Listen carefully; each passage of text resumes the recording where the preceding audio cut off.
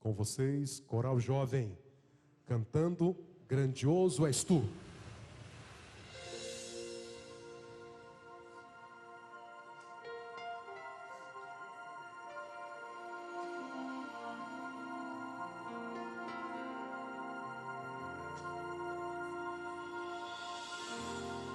Senhor, meu Deus, quando eu maravilhado fico a pensar nas obras de tuas mãos, estrelas mil,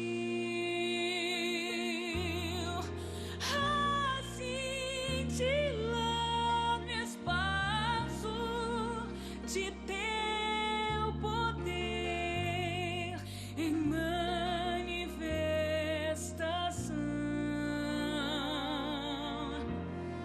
Então minha alma canta a ti, Senhor.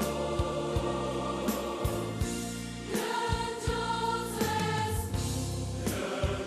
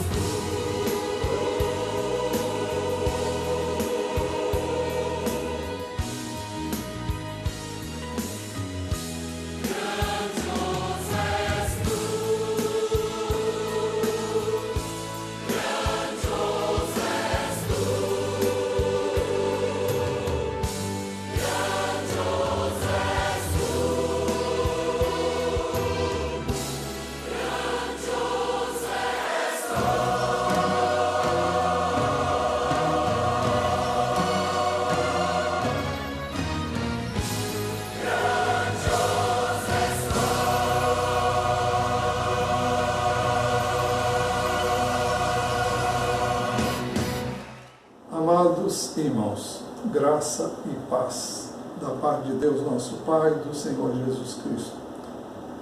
Estamos aqui outra vez para levar a vocês mais uma porção da Palavra de Deus. Queremos compartilhar com todos que nos ouvem nessa hora. E eu gostaria de orar e quero, em nome de Jesus, orar agora. Senhor, em nome de Jesus, nós buscamos a Tua face, reconhecemos nossa total dependência de Ti para fazer o que vamos fazer. Carecemos da Tua graça, carecemos da abundância do Teu Espírito, movendo-se e operando em nós e naqueles que nos ouvem. Pedimos que todos que vamos ouvir a Tua palavra sejamos trabalhados pelo Teu Santo Espírito e que Ele nos traga luz, entendimento, compreensão clara da Tua vontade, para que possamos viver a Tua palavra. Fala conosco pela Tua graça e bondade, fala conosco. Nós te pedimos no precioso nome de Jesus. Amém. Amados, queremos nesta manhã trazer a vocês uma mensagem que será baseada no Evangelho de Mateus, capítulo 6, a partir do versículo 24. Nós queremos ler alguns versos. Ninguém pode servir a dois senhores, porque ou irá odiar um e amar o outro, ou irá se dedicar a um e desprezar o outro. Vocês não podem servir a Deus e às riquezas. Por isso digo a vocês que não se preocupem com a sua vida quanto ao que irão comer ou beber, nem com o corpo quanto ao que irão vestir. Não é a vida mais do que o alimento, e não é o corpo mais do que as roupas? Observem as aves do céu, que não semeiam, não colhem, nem ajuntam em celeiros. No entanto, o Pai de vocês, que está no céu, as sustenta. Será que vocês não valem muito mais do que as aves? Quem de vocês, por mais que se preocupe, pode acrescentar um côvado ao curso da sua vida? E por que se preocupam com o que vão vestir? Observem como crescem os lírios do campo. Eles não trabalham nem fiam. Eu, porém, afirmo a vocês que nem Salomão, em toda a sua glória, se vestiu como qualquer deles. Ora, se Deus veste assim a erva do campo, que hoje existe e amanhã é lançada no forno, não fará muito mais por vocês, homens de pequena fé? Portanto, não se preocupem, dizendo: que comeremos, que beberemos, ou com que nos vestiremos? Porque os gentios é que procuram todas estas coisas. O Pai de vocês, que está no céu, sabe que vocês precisam de todas elas. Mas busquem em primeiro lugar o reino de Deus e a sua justiça, e todas estas coisas lhes serão acrescentadas. Portanto, não se preocupem com o dia de amanhã, pois o amanhã trará os seus cuidados. Basta ao dia o seu próprio mal. O assunto dessa manhã é ansiedade. Ansiedade é um mal antigo, mas que parece ainda mais intenso hoje do que nunca. O dicionário define assim a ansiedade: desconforto físico e psíquico, agonia, aflição, angústia, impaciência, sofreguidão. Há muito tempo atrás foi lançada uma música popular brasileira, em 1968, e essa música tem um refrão que define bem a ansiedade. Não estou dizendo que a pessoa que compôs a música é a letra, no caso, a música e letra é de autoria de Geraldo Vandré, e a música chama Caminhando. Eu não estou dizendo que ele estava ansioso ou queria com essa música expressar ansiedade. Muito pelo contrário, eu creio que era uma música de protesto naquela época e parece ter alcançado o seu propósito naquela ocasião. Mas o refrão diz assim: vem, vamos embora, que esperar não é saber. Quem sabe faz a hora, não espera acontecer. Vem, vamos embora, que esperar não é saber. Quem sabe faz a hora, não espera acontecer. A ansiedade é uma característica de quem não consegue esperar. E o refrão dessa música sugere exatamente isso. Quem sabe faz a hora, não espera acontecer. O ansioso sente que tem que fazer alguma coisa e para solucionar algo que está inquietando ele. Há ocasiões em que eu e você temos que realmente fazer algo. E eu diria que grande parte das vezes eu e você somos responsáveis por fazer algo que deve ser feito. Mas existem outras ocasiões em que eu e você não podemos fazer nada, absolutamente nada, além de esperar. Porque a situação foge ao nosso controle. E quando uma situação foge ao nosso controle, nos vemos sem chão, ficamos ansiosos, porque não há o que fazer, ficamos aturdidos, porque tudo que está acontecendo escapa totalmente ao nosso controle e nós ficamos sem saber o que fazer. O problema, então, é maior do que a nossa capacidade de resolver. E como não há o que fazer, a não ser esperar, como é o caso do que nós estamos vivendo nesses dias em nosso país,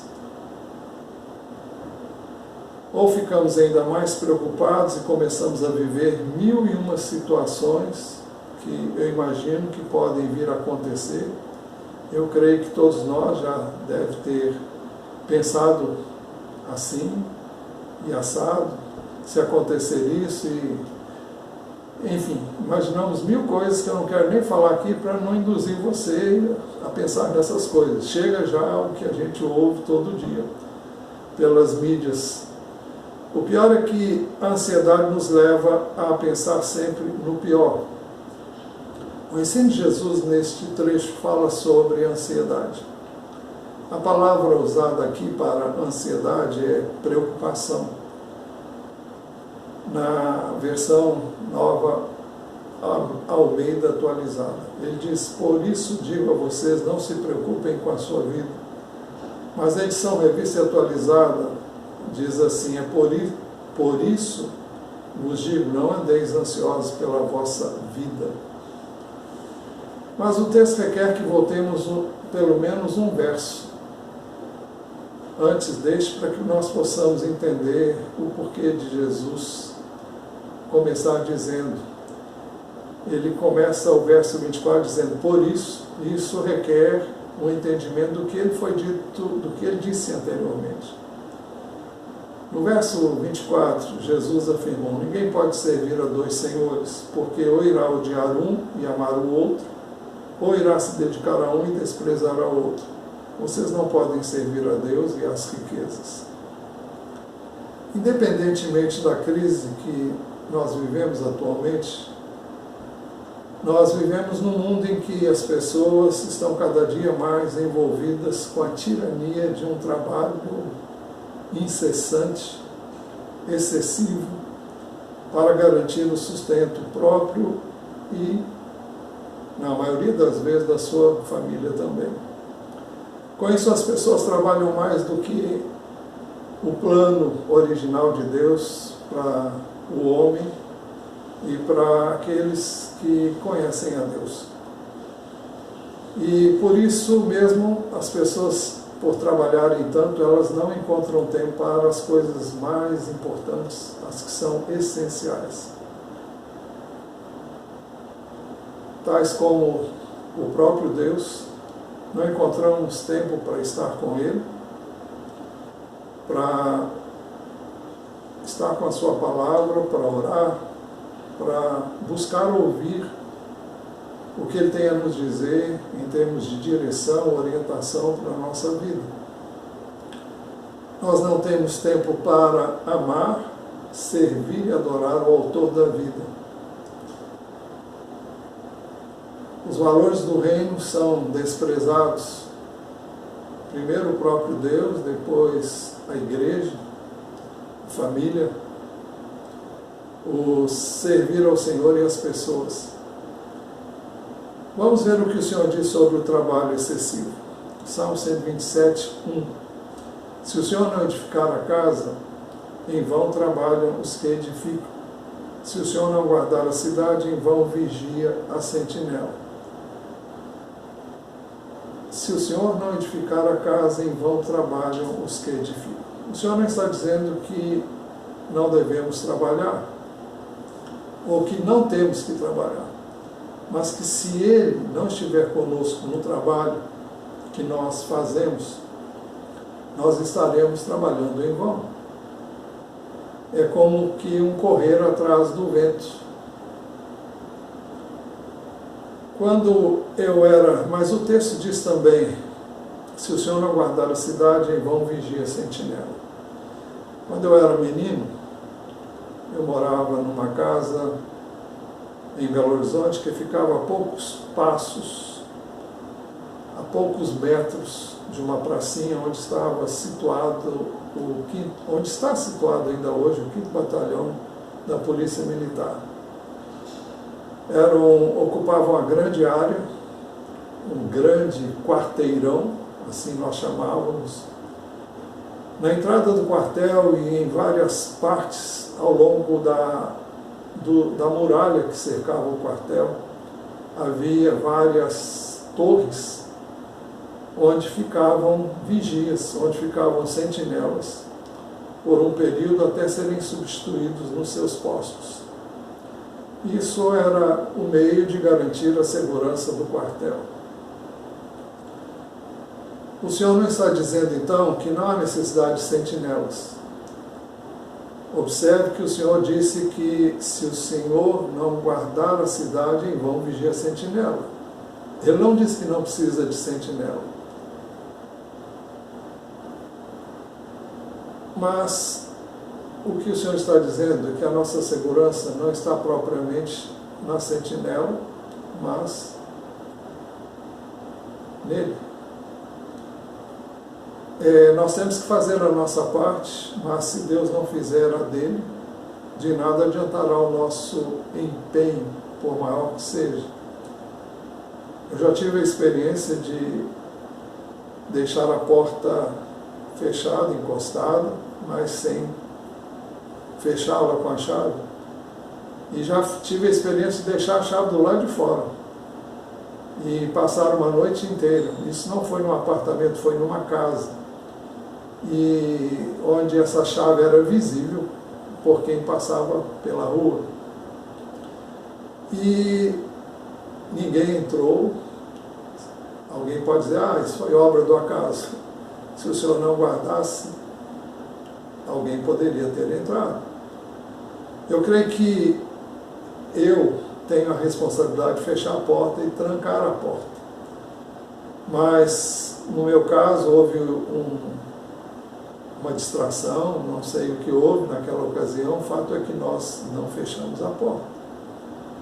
E quem guardou a casa, na realidade, foi o Senhor. Eu creio que você tem experiências semelhantes a esta. E não deve ser uma nem duas. Mas o Salmo 127, 2 diz também, no verso 2 diz assim: será inútil levantar de madrugada, dormir tarde, comer o pão que conseguiram com tanto esforço. Aos seus amados ele o dá enquanto dorme. O Senhor está dizendo que dormir tarde da noite e levantar cedo, porque o trabalho que você faz exige isso, não é o plano dele para mim nem para você. Ele planejou para que nós tivéssemos o sono necessário para descansarmos, para refazermos nossas forças, para estarmos bem fisicamente, emocionalmente e para podermos, inclusive, trabalhar. Mas o trabalho excessivo faz com que nós durmamos pouco, nos alimentemos mal, corramos muito. Isso dá ensejo a inúmeras consequências de ordem física e psicossomáticas. São estresses e situações que enfrentamos que vão prejudicando a nossa saúde. O texto é muito claro. Ele diz: será inútil levantar de madrugada, dormir tarde, comer o pão que conseguiram com tanto esforço. Aos seus amados ele o dá enquanto dorme. Mais uma vez, o Senhor não está sugerindo que eu e você não devamos trabalhar. Eu não creio que eu tenha uma vida fácil, de quem não quer nada com nada.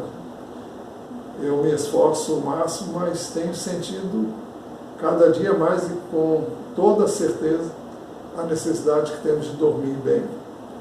Quando não dormimos bem, não estamos bem no dia seguinte, não fazemos nossas tarefas como devíamos, nem sequer podemos orar como convém. É por isso que Jesus afirmou: ninguém pode servir a dois senhores, porque ou irá odiar um e amar o outro, ou irá se dedicar a um e desprezar o outro. Vocês não podem servir a Deus e as riquezas. Isso significa que eu e você não devemos colocar o trabalho, ainda que necessário, como o nosso objetivo maior, com a finalidade de ter e ter e ter. Nós vivemos num mundo consumista, onde as necessidades se multiplicam, necessidades que na realidade nem sempre são as nossas reais necessidades.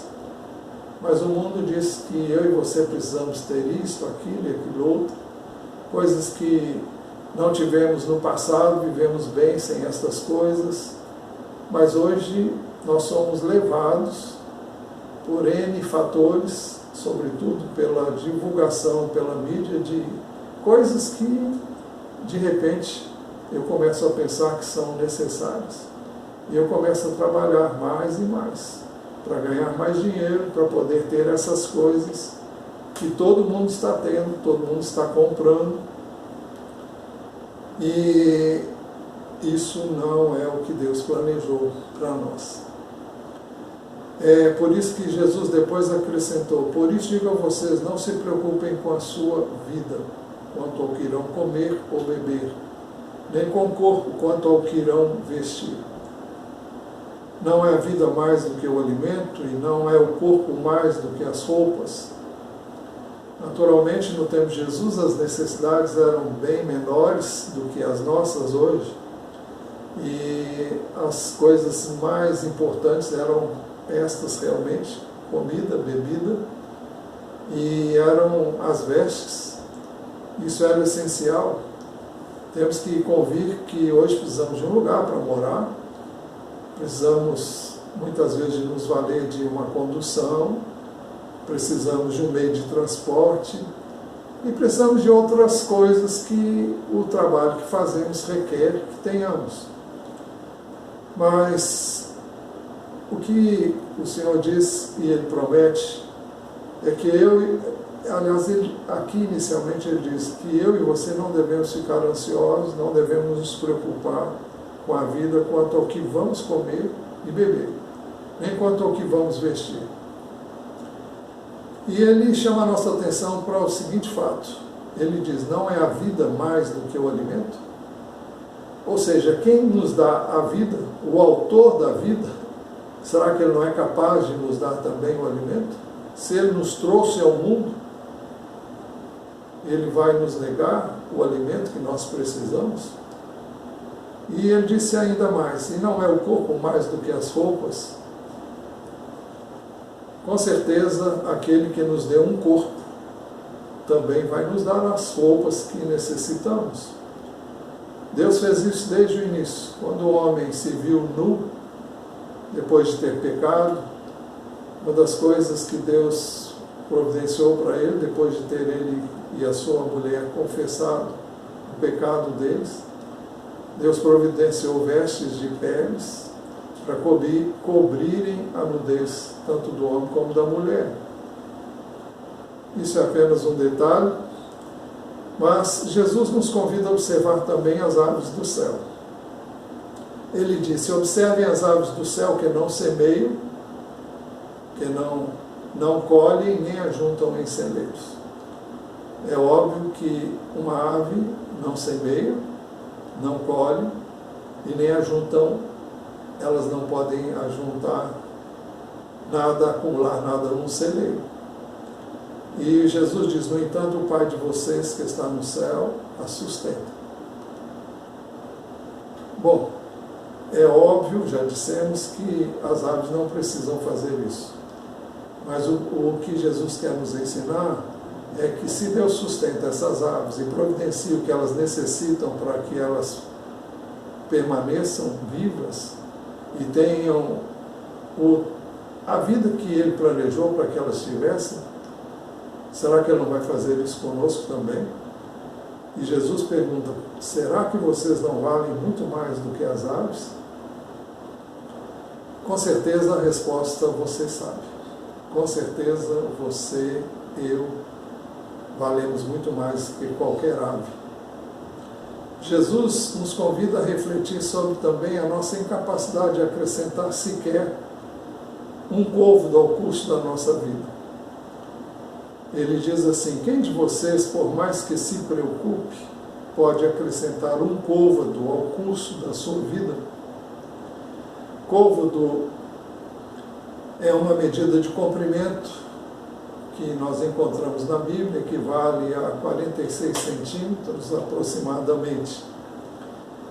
E o que Jesus está dizendo é o seguinte: você não pode encompridar a sua vida. Você não pode tornar a sua vida mais longa. Ele pode fazer isso. Ele pode acrescentar anos. E Ele promete fazer isso na palavra dele. Mas por mais que eu me esforce, eu não posso fazer isso. Mais uma vez, se o Senhor não fizer, eu não posso fazer. E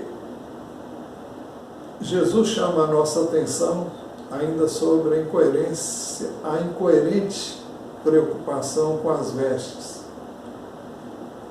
E por que se preocupam com o que vão vestir? Observem como crescem os lírios do campo. Eles não trabalham nem fiam. Eu, porém, afirmo a vocês que nem Salomão, em toda a sua glória, se vestiu como qualquer deles. Bom, é óbvio que os lírios do campo nascem espontaneamente. Eles não têm que trabalhar para terem a beleza que têm. E não só os lírios, mas as muitas flores que nós encontramos quando contemplamos as obras de Deus, onde quer que elas se manifestem. Mas o Senhor está dizendo: observem como crescem os lírios do campo, eles não trabalham nem fiam. Quem dá a eles essa beleza sou eu, é o Senhor que está dizendo. Sou eu que cuido delas, destes lírios, melhor dizendo. E ele acrescentou ainda: eu, porém, afirmo a vocês que nem Salomão, em toda a sua glória, se vestiu como qualquer deles. Por que ele citou Salomão? Salomão foi um dos reis mais ricos, de quantos a Bíblia registra, reinaram sobre Israel. E ele teve riquezas e pompa e luxo como nenhum outro rei teve, nem antes nem depois dele, houve quem tivesse. A Bíblia nos fala que a rainha de Sabá ouviu falar da fama de Salomão e resolveu ir visitá-lo. Levou para ele muitos presentes E o texto diz assim, primeiro livro de Reis, capítulo 10, versos 4 em diante. Quando a rainha de Sabá viu toda a sabedoria de Salomão, o palácio que ele havia construído, a comida que era servida na mesa dele, o lugar dos seus oficiais, o serviço dos seus criados e os trajes deles, seus copeiros e o holocausto que oferecia na casa do Senhor, ficou como fora de si. E disse ao rei, é verdade o que eu vi na minha terra a respeito de você e a respeito da sua sabedoria. Eu, porém, não acreditava naquelas palavras, até que vim e vi com os meus próprios olhos. Eis que não me contaram nem a metade. Você supera em sabedoria e prosperidade a fama que ouvi. Eu queria destacar nesse texto que acabei de ler, o fato de que é destacado o serviço dos criados do rei Salomão e também os trajes deles, também dos seus copeiros. Olha, se ela ficou maravilhada com os trajes daqueles que serviam o rei, embora o texto não mencione como estava vestido Salomão, podemos imaginar como ele estaria vestido. E não é sem razão que Jesus disse que eu, porém, afirmo a vocês que nem Salomão, em toda a sua glória, se vestiu como qualquer deles. É por isso que Jesus disse, e por que se preocupam com o que vão vestir? Observem como crescem os lírios do campo, eles não trabalham nem fiam. Eu, porém, afirmo a vocês que nem Salomão, em toda a sua glória, se vestiu como qualquer deles. Ora, se Deus veste assim a erva do campo, Jesus continuou dizendo que hoje existe e amanhã é lançada no forno, não fará muito mais por vocês, homens de pequena fé? Com certeza a resposta é sim. Ele vai fazer muito mais por mim e por você do que ele faz pelas flores que têm uma durabilidade tão pequena e elas não se conservam por muito tempo, todos nós sabemos disso, depois elas são destinadas ao fogo. Jesus disse ainda, portanto não se preocupem dizendo, que comeremos, que beberemos ou com que nos vestiremos? Jesus diz que esse tipo de preocupação não é coisa para os filhos de Deus, mas para os que não conhecem a Deus, os gentios. Ele diz, porque os gentios é que procuram todas essas coisas. Gentios é um termo usado na Bíblia para se referir àqueles que não eram judeus. Os judeus eram e são o povo que Deus escolheu para, através dele, trazer o seu Filho ao mundo.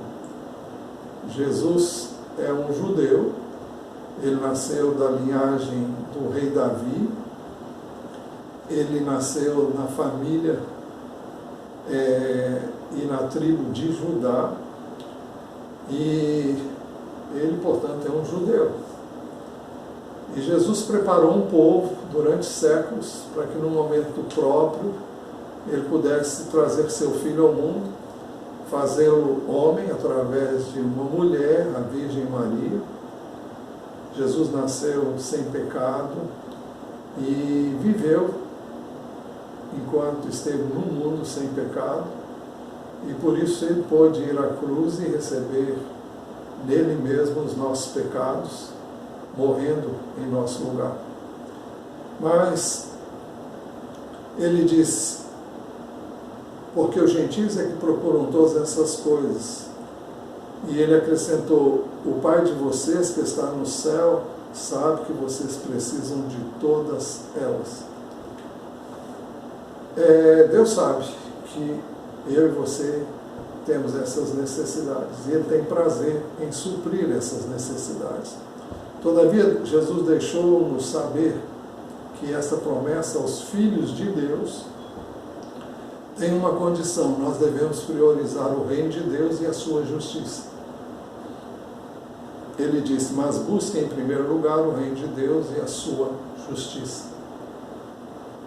Busquem em primeiro lugar o reino de Deus. O que é o reino de Deus? O reino de Deus é o governo de Deus. É importante que nós entendamos que Jesus veio para nos salvar, por isso que nós o chamamos de o nosso Salvador. Mas nós temos que entender que Ele nos salvou para que nós o tivéssemos como Senhor. O primeiro casal, ao desobedecer a Deus, saiu do governo de Deus e escolheu viver a sua própria vida. Jesus dá uma oportunidade a todos nós que viemos depois. Ele permitiu que nós experimentássemos o pecado, fizéssemos o que queríamos fazer, e Ele nos dá a oportunidade de ser resgatados, perdoados. Por isso que Ele mandou o seu Filho para que Ele morresse em nosso lugar. Então Jesus veio para nos salvar, mas Jesus veio também para ser Senhor. Ele afirma isso com todas as letras das Escrituras, e as Escrituras do Novo Testamento dizem isso do início ao fim. Então, é importante que nós entendamos que receber Cristo como Salvador implica em recebê-lo também como Senhor. Aceitar o governo de Deus é aceitar o senhorio de Cristo, aceitar o governo dele em nossa vida, é nos submetermos a Ele e, consequentemente, a sua palavra. Então, Jesus veio para nos salvar e veio também para ser Senhor. Mas Ele disse que, mas busquem em primeiro lugar o reino de Deus e a sua justiça. A sua justiça. A justiça a que se refere o texto é a justiça de Deus. Por isso que ele está falando, busquem em primeiro lugar o reino de Deus e a sua justiça, ou seja, a justiça de Deus. A justiça de Deus é muito bem explicada nas Escrituras Sagradas através da Epístola aos Romanos, no capítulo de número 3, a partir do verso 21, onde o apóstolo Paulo diz assim, mas agora, sem lei, a justiça de Deus se manifestou, sendo testemunhada pela lei e pelos profetas. É a justiça de Deus mediante a fé em Jesus Cristo, para todos e sobre todos os que creem, porque não há distinção, pois todos pecaram e carecem da glória de Deus, sendo justificados gratuitamente por sua graça mediante a redenção que há em Cristo Jesus, a quem Deus apresentou como propiciação no seu sangue mediante a fé.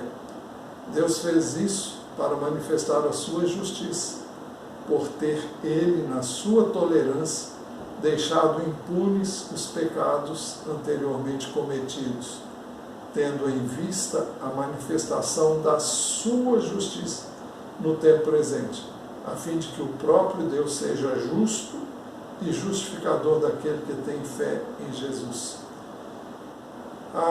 O último versículo diz, a fim de que o próprio Deus seja justo e o justificador daquele que tem fé em Jesus. Jesus veio para manifestar a justiça de Deus. Deus, sendo justo, puniu o pecado de todos nós na pessoa de Jesus, que se ofereceu para receber essa punição, indo até a cruz do Calvário, sendo humilhado, vilipendiado, sendo humilhado em extremo e, finalmente, dando a sua vida por nós na cruz. E todo aquele que crê em Jesus tem o perdão dos pecados mediante o sacrifício dele na cruz do Calvário. Ele foi à cruz, recebeu sobre ele as nossas transgressões, os nossos pecados, para que então pudéssemos ser declarados justos diante de Deus. Mas observe que essa justiça não é a que nós temos, é a que nos é imputada, é aquela que nos é atribuída quando nós cremos em Jesus. Por isso ele diz, tendo em vista a manifestação da sua justiça no tempo presente, a fim de que o próprio Deus seja justo e o justificador daquele que tem fé em Jesus. O que nos salva é a nossa fé em Jesus e na sua obra redentora, no seu sacrifício na cruz do Calvário. Então, é necessário que nós nos aproximemos de Deus através dessa confiança, aceitando o governo de Deus sobre nós, na pessoa de Jesus, que veio também para nos salvar, mas também para ser Senhor da nossa vida, e aceitar a justiça dele, que é mediante a morte de seu Filho na cruz. Todo ser humano só pode ser aceito por Deus, o Pai, se crer e aceitar a morte de Jesus na cruz no seu lugar. Todavia, não posso me esconder atrás do sacrifício de Jesus na cruz para praticar a injustiça.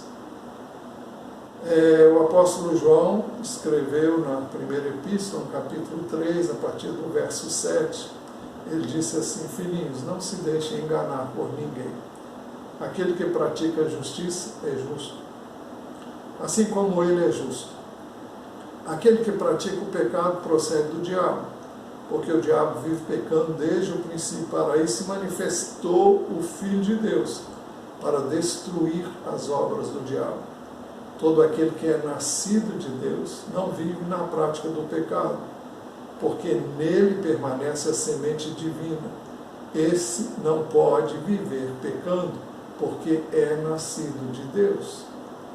Nisto são manifestos os filhos de Deus e os filhos do diabo. Todo aquele que não pratica a justiça não procede de Deus. E o mesmo vale para aquele que não ama o seu irmão.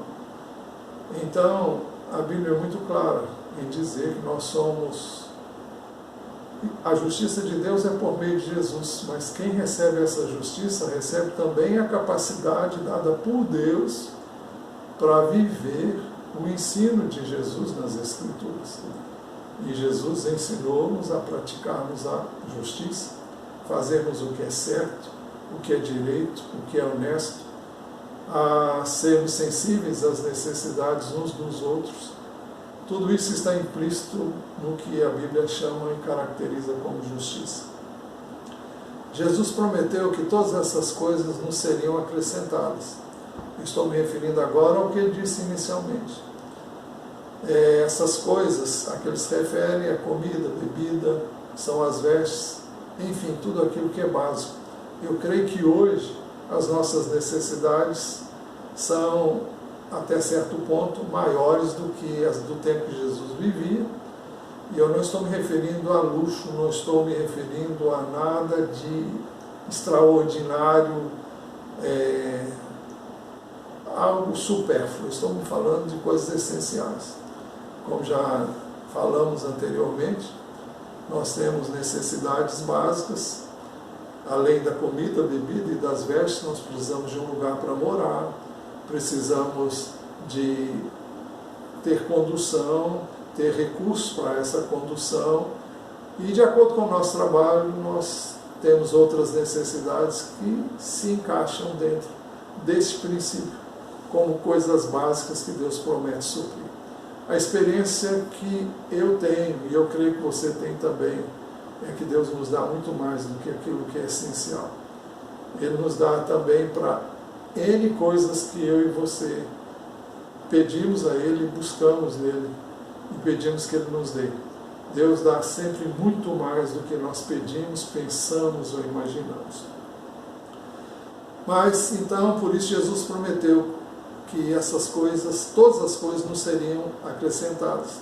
Mas busquem em primeiro lugar o reino de Deus e a sua justiça, e todas estas coisas lhe serão acrescentadas. Jesus disse ainda que devemos viver um dia de cada vez. Portanto, não se preocupem com o dia de amanhã, pois o amanhã trará os seus cuidados. Basta ao dia o seu próprio mal. É interessante o fato de que a Bíblia nos ensina que eu e você devemos viver um dia de cada vez. Isso pode ser visto na oração que Jesus ensinou os seus discípulos e, consequentemente, a nós, quando ele ensinou os seus discípulos a orar. É a oração conhecida como Pai Nosso, e nessa oração ele nos ensinou a pedir: o pão nosso de cada dia nos dá hoje. Não é o pão de amanhã, é o pão de hoje. Ele promete suprir as nossas necessidades hoje. Basta cada dia a sua necessidade, basta cada dia o seu cuidado. E ele promete suprir hoje. Amanhã é outro dia e ele vai com certeza suprir também a necessidade do próximo dia. Mas muitas vezes eu e você ficamos ansiosos, ficamos aflitos, angustiados, temos medo. E aí? O que fazer quando ficamos assim? A Bíblia diz o seguinte, Salmo 50:15 diz assim: invoque-me no dia da angústia, invoque-me no dia da ansiedade, invoque-me no dia da sua aflição. Eu o livrarei e você me glorificará. Ele vai livrar você da aflição, vai livrar você da ansiedade e você vai experimentar a paz.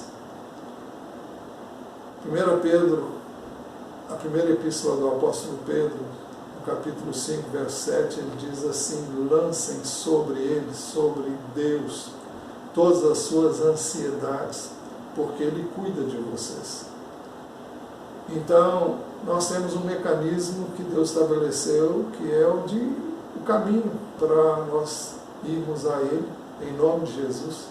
E sempre que o fizermos, poderemos ter a certeza de sermos ouvidos e atendidos.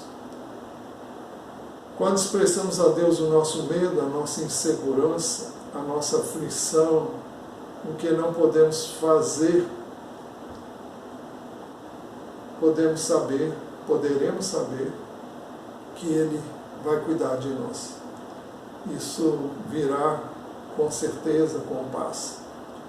Por isso que Jesus também concluiu: portanto, não se preocupe com o dia de amanhã, pois o amanhã trará os seus cuidados, basta ao dia o seu próprio mal. Isso implica em não ficar ansioso, não ficar preocupado com o que não conhecemos. Não precisamos sofrer por algo que nem sabemos se irá acontecer. A maior parte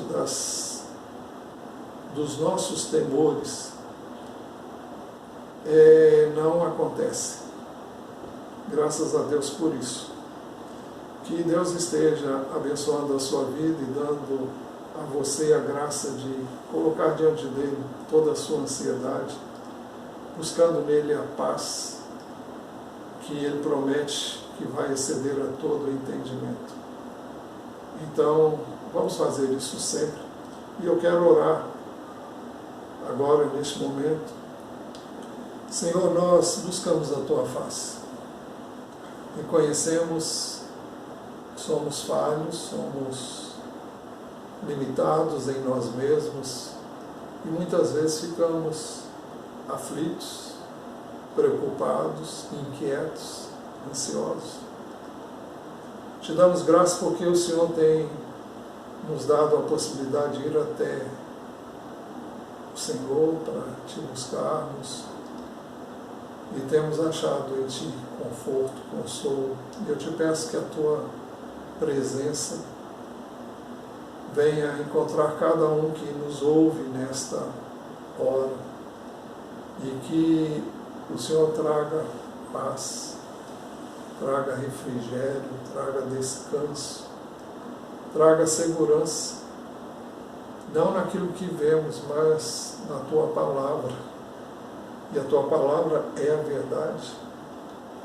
Nós podemos colocar a nossa fé em Ti, porque o Senhor é confiável. Então, entregamos a Ti os nossos temores, as nossas aflições, os nossos medos, e pedimos que o Senhor continue a cuidar de nós como o Senhor tem cuidado. Que a Tua mão seja sobre os que me ouvem, para aquietar os corações, para trazer descanso, para trazer paz, para trazer a certeza do cuidado do Senhor sobre cada um dos teus filhos. Abençoa o teu povo, abençoa os que nos ouvem, revela-te a cada vida e glorifica o teu nome em cada um dos que nos ouvem nesta hora. Nós oramos no nome de Jesus. Amém. Com a graça de Deus, mais tarde estaremos novamente com vocês. Fiquem na paz do Senhor Jesus. Amém.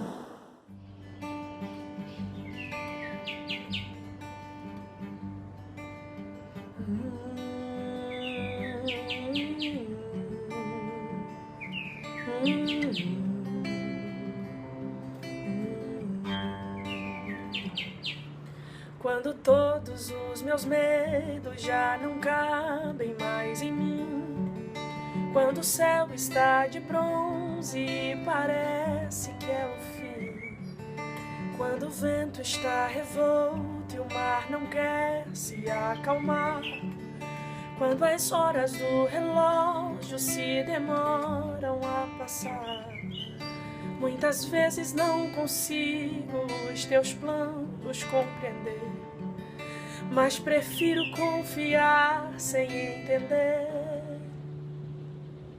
Eu creio em ti,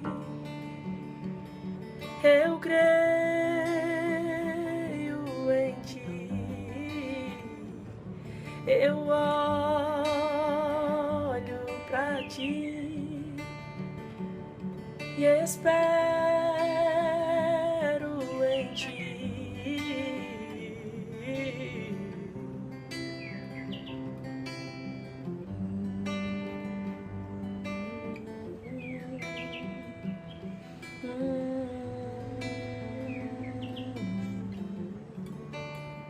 Aí ele diz assim: quando você sente medo, do teu lado eu estou.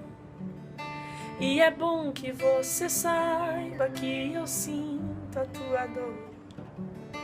Nunca, nunca se esqueça que o mar posso acalmar e que eu sei o tempo certo da vitória te entregar. Este tempo é necessário pra te amadurecer e depois tem novidade pra você. Eu cuido de ti, eu cuido de ti, descansa em mim, comece a sorrir.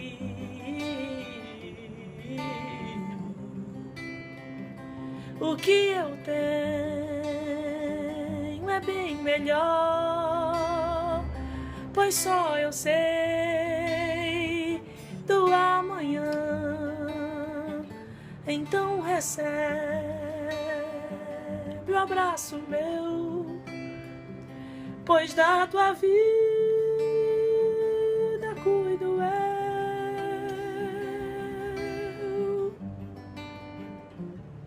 Eu cuido de ti, eu cuido de ti, descansa em mim, comece a sorrir.